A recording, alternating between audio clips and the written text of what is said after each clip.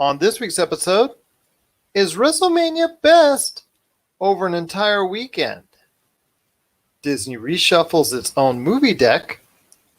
And what TV shows should you be watching while you're at home?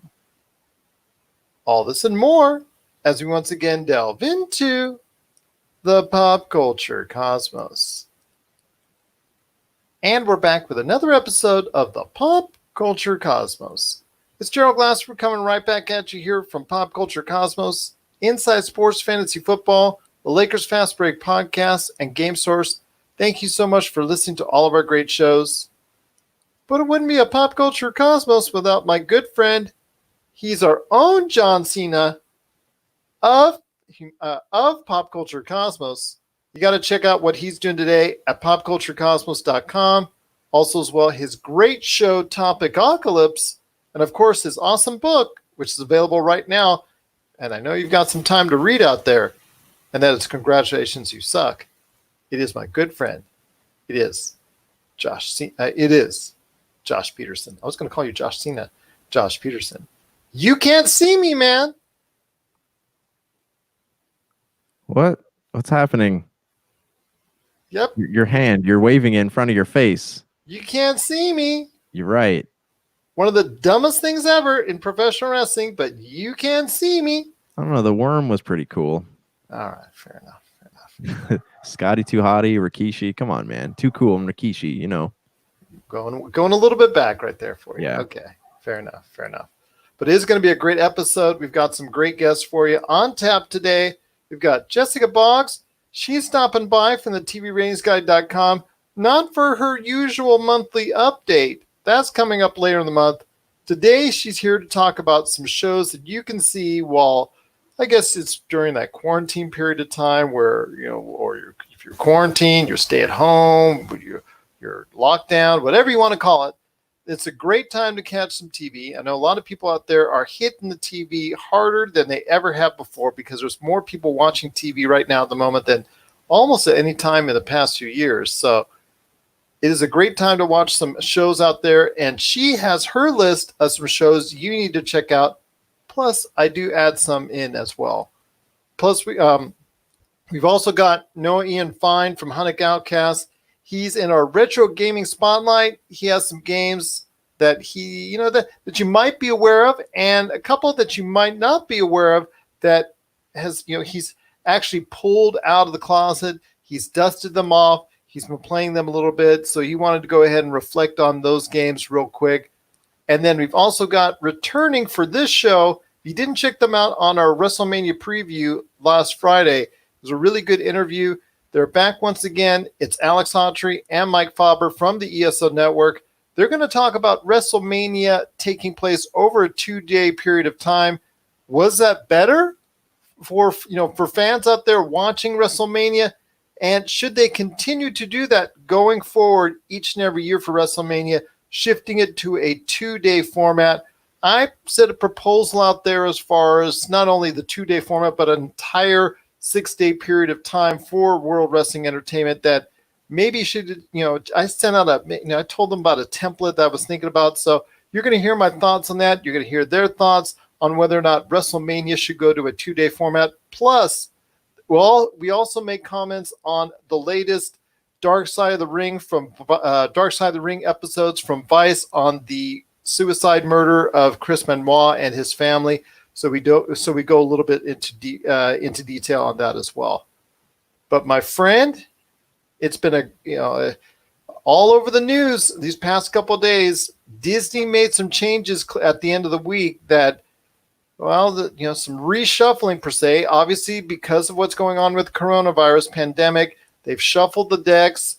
And before I hear your thoughts on all this that's going on, and we'll break it down piece by piece by piece if you want. Just wanted to go ahead and here we go. So I'm going to take a deep breath. Here were the changes that Disney made to its movie slate over the next couple years or so. So here we go. Taking that deep breath. All right. We're going to start off with Black Widow, which was dated for May the 1st. It moves now to what Josh had said. So pat yourself on the back, my friend. It moved to a November 6th slot that was going to be previously held by the Eternals. So now the Eternals is no longer on its November 6th date. That moves to February 12th of 2021. Shang-Chi, which we had also talked about, if you remember, a couple weeks ago when we talked about Marvel redoing the whole thing and how we were planning on seeing it. Shang-Chi has moved from February of next year to May 7th of next year. That was a little bit surprising to me, and I'll hear Josh's thoughts on that. Doctor Strange 2, which was the May release next year, that is moving to November, where Thor Love and Thunder was. And Thor Love and Thunder is now moving from a November of next year date to February 18th of 2022. Black Panther 2 is still looking like it's going to be hitting, it's going to be the May movie for 2022. And Captain Marvel 2 is still looking like it's going to be in July of 2022 as well. I think that may have gotten bumped back to July, but I'm not quite sure on that one. But that one is, as of now, July 8th, 2022 for Captain Marvel 2. Mulan, which was the first movie really affected by this coronavirus, that was a big high-profile movie. That was going to be, well, that should have been out already because that was March 27th.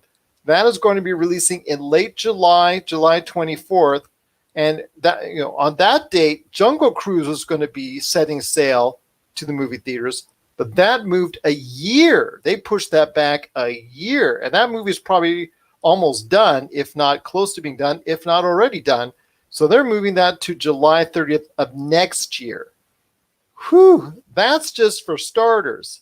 Then you got Artemis Fowl. That was going to come out during the Memorial Day weekend. That's not even coming to movie theaters altogether. That's hitting Disney Plus, but they haven't set a date when.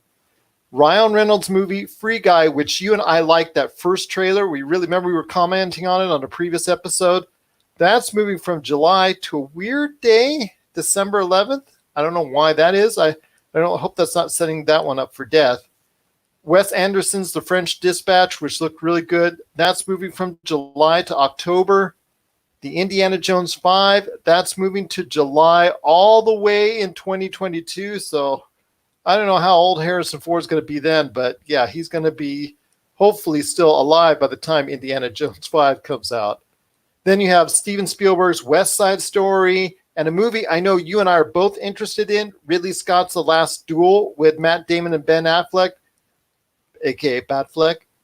Both are still on the schedule for release this December as of now, but I would probably say one of those two will be most likely changing at some point. It's just a guess on those two. Whew. And that doesn't even count the ones that are still, they just took off the schedule entirely, like The Personal History of David Copperfield, Woman in the Window, Antlers, and The New Mutants, which... I don't know, man. Which is going to come to the screen first, Uncharted or The New Mutants? I think at some point in time, they're just going to have to bite the bullet and go straight to Disney Plus on it. But that's just me. So I want to hear, your thoughts, man. Now that I can go ahead and exhale. I'm all done with that recap on all the Disney movies. So you heard it, my friend. As far as anything that really sticks out to you, because again, you need to pat yourself on the back because you called that Black Widow change to November.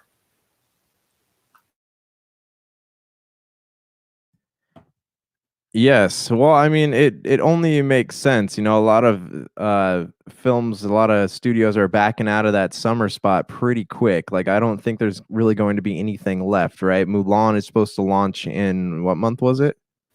Mulan is being changed to July, late July. And I know what Wonder Woman is trying in August month, and there was speculation that Black Widow would try August too. But you and I thought that maybe after you convinced me that November was going to be a target date.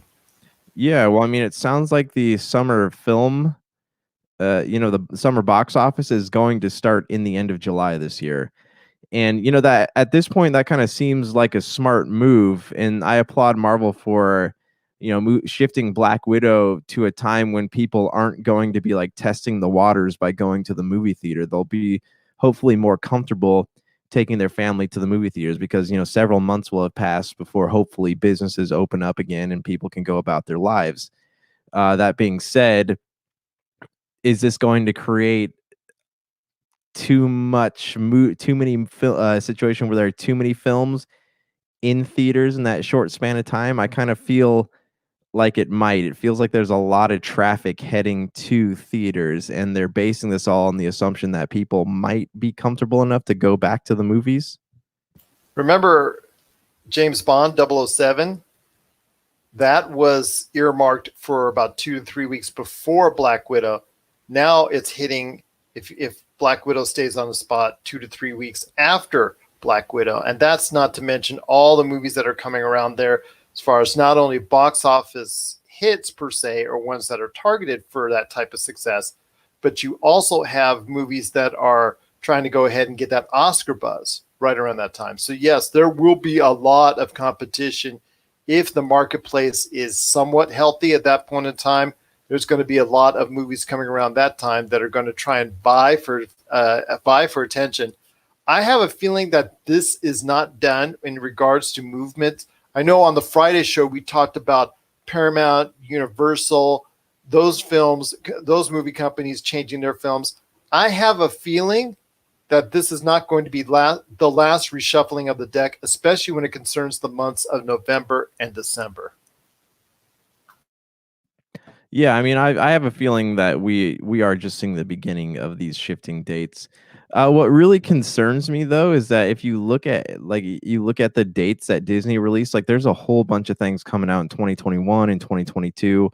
It feels like that, like Disney has moved so far beyond just putting out 2 or 3 films a year, and they've moved into like putting out 10.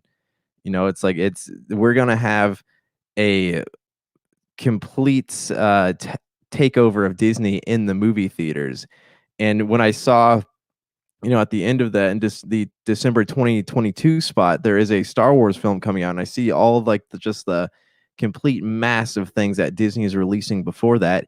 It makes me feel like they're not really taking the whole Star Wars argument to heart, right? It makes me feel like they are not going to change the whole feeling of a Star Wars movie coming off the assembly line.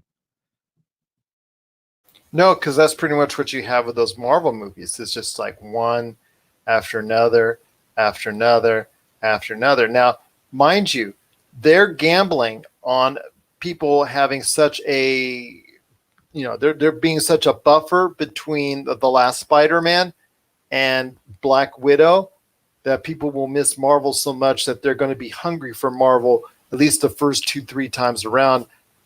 Shang-Chi in the May spot, I'm excited about that because you and I talked about how we would love to see a Marvel version, and Marvel's foreseeing their thoughts on their 2 cents on the Kung Fu genre.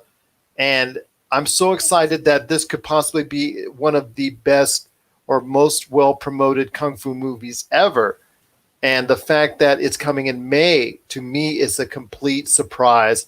I had thought they would go ahead and flip that over past Doctor Strange 2. But even then, Doctor Strange 2, I wasn't in love with in a May spot because of the fact that it was, turning a little bit towards horror. That's the way they want to go ahead and do it. Sam Raimi's now in the director's seat, and he wants to go ahead.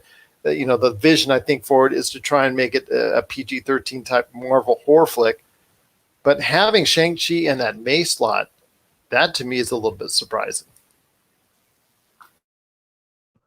Well, is it though? I mean, like they want something that May is kind of the that slot that they put movies in that they're not so sure how they're going to fare in the box office.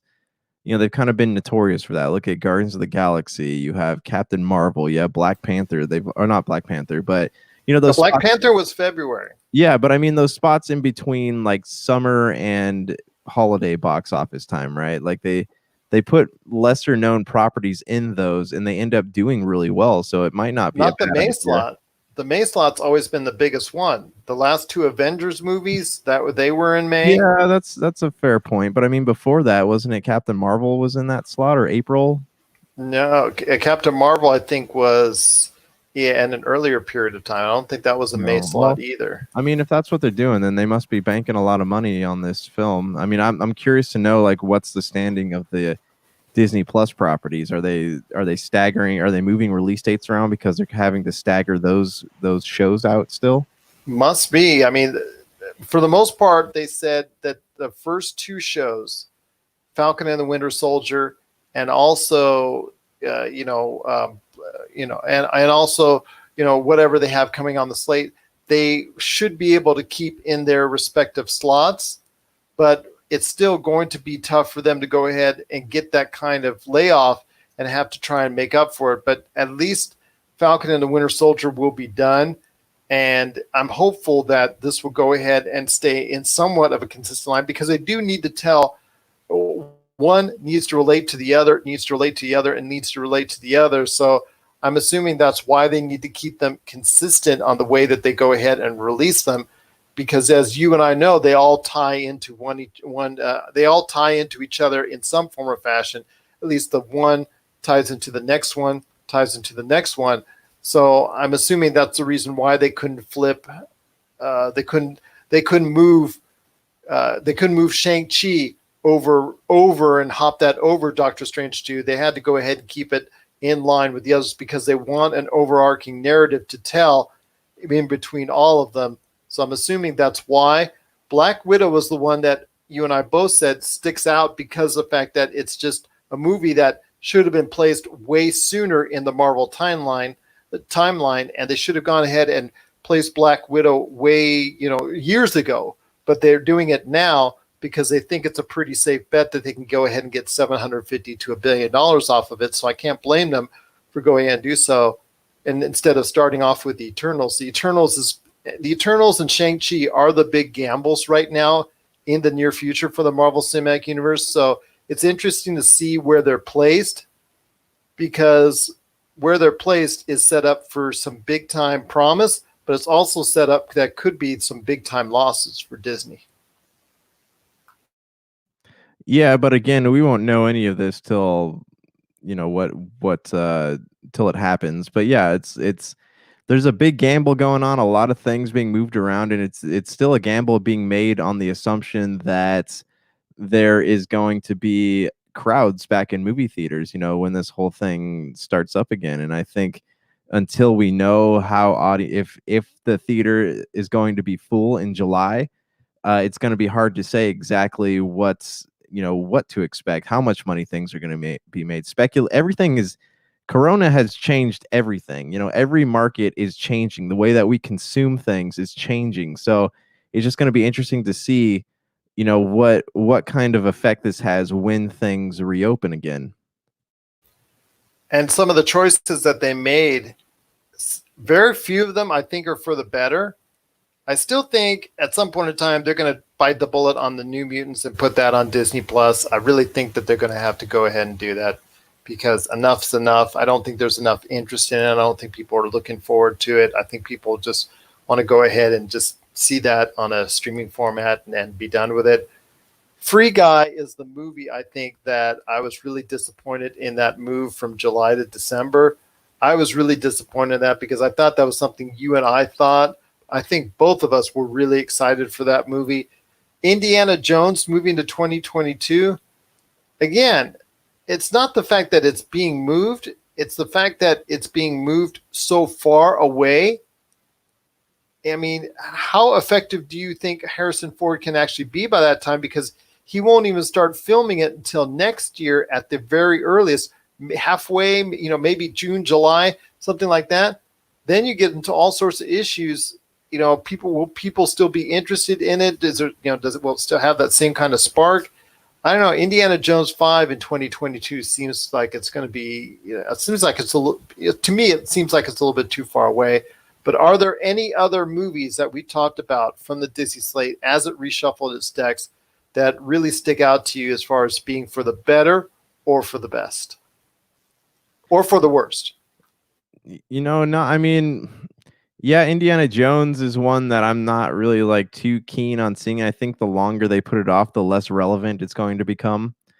Other than that, though, like I said, man, there's not really, I do want to see Mulan, and I feel like putting that as the first film to come off the Disney slate is kind of a bad idea, you know. And I think that because they were really marketing that movie heavily. They were doing a great job of marketing. It made me want to go see it. So, you know, this is a movie that's not going to just be big in America, but it's going to be huge in domestic, or they're banking on it being huge in the domestic or not, or the foreign box office. So I don't know if having that be the first thing people are able to see is such a great idea. You know, again, like you said with the New Mutants, I also feel like removing that from the slate completely is a bad idea, especially since the film is done. You know, put it out on Disney Plus, put it out on Hulu, whatever it might be. Let people watch it, because you're kind of just dragging it through the mud at this point. And they're only doing it harm. So I'm curious like what their plan is with that. But other than that, like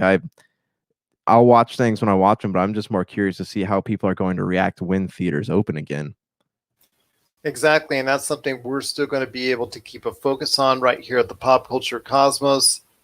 It is an interesting slate that Disney now has, tentatively for now, because there could be more changes in store for not just Disney, but all the other movie companies out there as they continue to try and reshuffle the deck because of what's going on with the ongoing coronavirus pandemic. What are your thoughts about all the different movie changes that Disney made on Friday to all the different movies, to all the movies that are coming up in the not too distant future, and some in the distant future seemingly? What are your thoughts on that? popculturecosmos@yahoo.com. Also as well, Pop Culture Cosmos, Humanity Media, and Game Source on Facebook, Twitter, and Instagram as well. Well, coming up next, we've got our good friend Jessica Boggs from the TV Ratings Guide. She's stopping by to share her thoughts on the shows you need to watch while on whatever you want to call it, lockdown, hiatus, stay at home, whatever you want to call it. She's got some shows that you think you need to watch, and I do too as well, coming up right after the break. This is the Pop Culture Cosmos. And when we come back, we've got the guys from the ESO Network, Alex Autry and Mike Faber, talking about WrestleMania going permanently, maybe, to a 2-day event, plus thoughts on the Dark Side of the Ring's Chris Benoit episodes. And also, Noah Ian Fine shares his thoughts on retro gaming. He has a retro gaming moment coming up right after the break, coming up later on in the show. This is the Pop Culture. This is the Pop Culture Cosmos. And we'll be right back with the Pop Culture Cosmos with some thoughts on a birthday wish for one of Marvel's leading Avengers coming up after the break. This is the Pop Culture Cosmos. And we're back with the Pop Culture Cosmos. It's Gerald coming right back at you here. Want to thank everybody for listening on today's show. Cannot thank enough Alex Autry, Mike Faber, Noah Ian Fine, and Jessica Boggs for stopping by the show. Please, if you can, give us that 5-star review out there. If you can, like, subscribe to us, whatever you can do to support the show. We are truly indebted to you. Or support the great radio stations, because we're on over 25 of them around the world. Support the great radio stations that play the Pop Culture Cosmos. My friend, a famous individual from the Marvel Cinematic Universe hit 55 this weekend, Mr. Robert Downey Jr. So RDJ hit 55. Now that brings up a good question, because his name has also been in the rumorville lately about possibly returning in some form or fashion to the MCU. I'm not sure I'm ready for it. Are you? If he does return, I feel like it kind of ruins the whole impact of him, you know, fading out in Avengers Endgame. But also, I'm wondering if, like, after the bomb that was Dr. Doolittle, if he doesn't really have many other options outside of playing Tony Stark again. This is true. I mean, because like you said, with Dr. Doolittle not doing very well. In fact, it did little, and it performed little, and it got little money out of the box office because it was so bad, and it probably will be considered one of the worst movies of the year. Unfortunate for him. He might be looking for options. I mean, Sherlock Holmes, I don't know, Guy Ritchie, are they going to be able to make another one? I hope so, because it's not like they're doing a whole lot between him, him and Guy Ritchie and all that. And I think there's another one that should be in the cards. I think they're good for one more. But with RDJ possibly coming back to the MCU, I would think, or I would hope, it would only be for like a voiceover or for a small part or small cameo and maybe like a Ironheart or some development as far as maybe Morgan Stark, maybe getting like a voiceover from her dad or something, instructions or whatnot. Or I've heard possibly some voiceover narratives or voiceover for the What If series. That would be okay. That I could probably say would be all right. A full blown return, like you said, just nullifies anything that was done in Avengers Endgame. Yeah, and then they would really be like tearing away from what makes the MCU so special, right? Because in the comic books, the characters come back all the time, right? There's like wormholes open up in time and space, and there's stones that bring people back to life. There's time travel and all that other things. It's in the realm of the, fantastic, I guess, but it's like the MCU feels, for what it is, feels very grounded. And if they were to bring him back in like a full capacity, it would kind of ruin what makes the MCU so special at this moment in time. So I ask you, my friend, if that's the case, and sounds like you're just like me, if you brought him back, that would kind of be, wouldn't really dig on that, even though I know a lot of people would be excited for it. If he's kept as far as maybe like similar to what he did at the event at the end of Avengers Endgame, where he had that recording, maybe something similar in like I said, a future episode or future episodes, that he's not entirely there, that he's made recordings from the distant past. I can live with that. And if that kind of imprint left by Iron Man, left by RDJ is still there, that I don't have a problem with. Plus the What If series that comes out on Disney Plus, still scheduled for next year.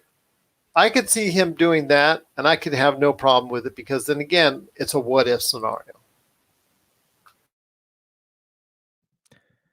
Yeah, I mean, I feel like Disney, just because of the paycheck that he demands, like I don't feel like Disney would bring him back just for a cameo. There'd have to be something else in it that would make that worth the money for them. But I don't know. I mean, I don't know anything about how much that he would charge for something like that. But I feel like he would not do anything for less than $5 million. And in that case, I feel like Disney would really want to get their money's worth out of it.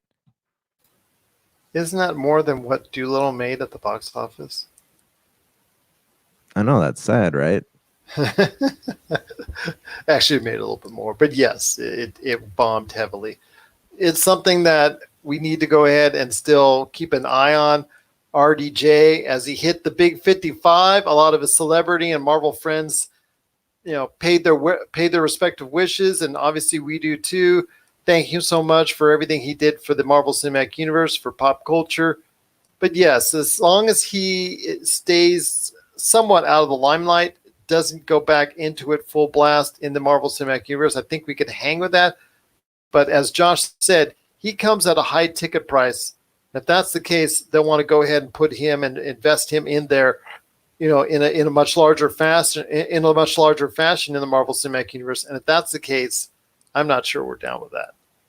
What are your thoughts out there on a full-blown Robert Downey Jr. return to the Marvel Cinematic Universe? Share us your thoughts, popculturecosmos@yahoo.com. My friend, it's been a great episode. Again, if you have your top 10 list of movies, please go to our social media, Pop Culture Cosmos, at Pop Culture Cosmos on Twitter. Send us your list, or popculturecosmos@yahoo.com. We are going to be compiling the list this week and starting our top 100 list from all of you out there based off of it. Still a lot of stuff going on in pop culture. Want to make sure everybody out there stays safe, stay healthy. Josh, you and the family out there do so as well. And again, from all of us at the Pop Culture Cosmos, I know we said it before, but to all the health workers out there, you've got to respect, you've got to love, stay strong, and stay healthy as well. Josh, any last thoughts on the way out? Yeah, just stay strong, stay healthy. If you need to, stay off the internet. So, keep your mindset in the right place. But yeah, thanks for tuning in. Thanks for tuning in. And according to what Josh says, he needs off the internet. I think a lot of other people do as well. So for Josh Peterson, this is Gerald Glasser. It's another beautiful day in paradise right here in the Pop Culture Cosmos. We thank you for listening. And here's hoping you have yourself a great